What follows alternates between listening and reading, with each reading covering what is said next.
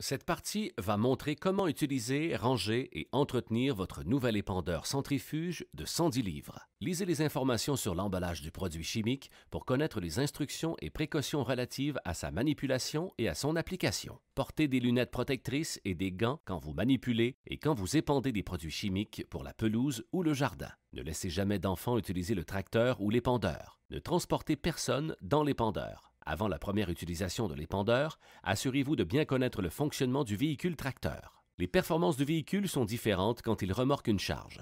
Ne passez pas trop près des fossés ni autres obstacles. Ne roulez pas sur des pentes fortes. Démarrez toujours en première et ne dépassez jamais 10 km/h. N'utilisez pas de produits chimiques en poudre pour gazon. Le répandage n'est ni satisfaisant ni uniforme. Évaluez la surface à couvrir et calculez la quantité de produits nécessaires. Réglez la butée réglable en fonction du débit préconisé dans le tableau d'application ci-contre. Consultez également les instructions de l'emballage du produit à épandre. Le tableau d'application est calculé pour une couverture légère à forte à une vitesse de 5 km/h, soit 30 mètres en 23 secondes. Ne dépassez pas 10 km/h. Vérifiez que le levier de réglage se trouve sur la position arrêt, off. Remplissez la trémie en désagrégeant les éventuels grumeaux d'engrais. Mettez l'épandeur en mouvement, puis tirez le levier de réglage vers l'avant pour qu'il soit contre la butée réglable sur la position marche, on.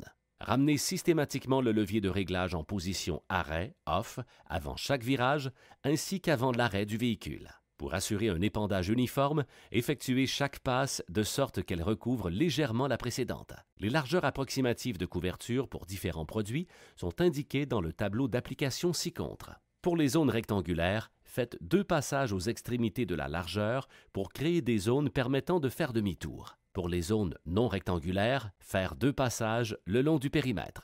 Lors de l'épandage d'engrais désherbants, vérifiez que l'aire d'épandage ne touche pas d'arbres à feuillage persistant, de fleurs ni d'arbustes. Videz l'épandeur après chaque utilisation et remettez le produit inutilisé dans son sac d'origine. Avant de ranger l'épandeur, rincez l'intérieur de la trémie et l'extérieur de l'épandeur et laissez sécher. Rangez l'épandeur dans un local propre et sec. En cas de remplacement des engrenages, vérifiez que l'essieu, les engrenages et les rondelles sont bien remontés dans leur position originale. Mettez de la graisse sur les engrenages. Huilez la roue libre au moins une fois par an, à la demande. Huilez la bague en nylon du tube du cadre et la traverse au moins une fois par an, à la demande. Enduisez les engrenages d'une légère couche de graisse, à la demande. Avant chaque utilisation, effectuez un contrôle visuel approfondi de l'épandeur pour vérifier le bon serrage de la visserie. Resserrez toute vis ou écrou qui serait mal serré. Vérifiez que les pneus sont correctement gonflés. Ne les gonflez pas au-delà de la pression maximale indiquée sur le pneu.